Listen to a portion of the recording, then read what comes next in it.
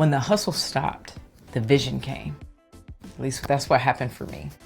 When I first picked up a camera, I thought, wow, I'm about to be booked, busy, and blessed. Spoiler alert, I was booked, busy, but eventually burnt out. I chased trends. I followed what the industry said was success, but somewhere in between, I felt empty, purposeless. Then came the move. I talk about it a lot, but it was monumental in the process of this journey. I thought it was just gonna be a location change, but it was so much more than that. I went from hustling behind the lens to having both my babies at home. And then shortly after, just like that, the inquiries stopped. Nothing, not even a, hey, you still filming? All inquiries gone, projects silent, inspiration MIA. And I didn't panic. I actually started to believe maybe the business had just run its course. I wasn't bitter, I wasn't mad at God.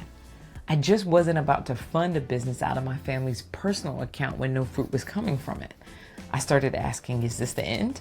And honestly, I was getting more okay with that answer every day. Then along my journey, I started reading the Bible again with all the time that I had. At first, just to understand the stories better. I wanted to know God more deeply, not necessarily get something from it, but that's exactly what happened. I found depth in my purpose, identity, and assignment in the Word, just by showing up consistently and humbly. The Holy Spirit started revealing things I've never noticed in myself before. Cracks I had overlooked, misalignment, motivations I didn't even realize I was operating from. And then one of my last projects came along. There's nothing like a project filled with triggers, push buttons, and hard lessons to show you who you really are underneath it all.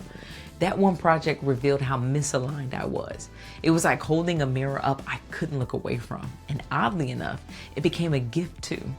Because through it, I started hearing God more clearly than ever. He showed me what was lying dormant. He reminded me I wasn't done, I was just being remade. I wasn't being called to stop creating. I was being called to create differently. Not for any type of applause, but for eternity. I used to think my goals were the same as God's goals for me. Build a name, grow a brand, get recognized, but some of those goals were actually competing with His purpose. I was pursuing the applause, not stewarding the assignment. Now, I'm in the process of building something that lasts. No longer just filming weddings and events. I'm learning to document legacy. I'm creating the foundation and the systems now, not from a place of striving, but from surrender. I'm currently working on some of my first legacy films, and it's already showing me how sacred this calling really is. Films that speak even when we're gone. Stories that outlive trends. Purpose over portfolio. Hashtag. I thought hustle was holy. Turns out rest is too. And so is obedience and realigning. And letting go of the version of success I built to step into the one God actually designed for me.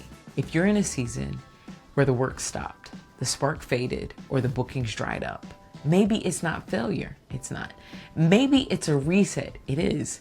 If you're not sure what's next, don't rush it. Just be present, be honest, be open to the pruning, because when it's time, you'll realize you weren't being buried, you were being planted. And trust me, the legacy that grows from that kind of soil is not just beautiful, it's eternal.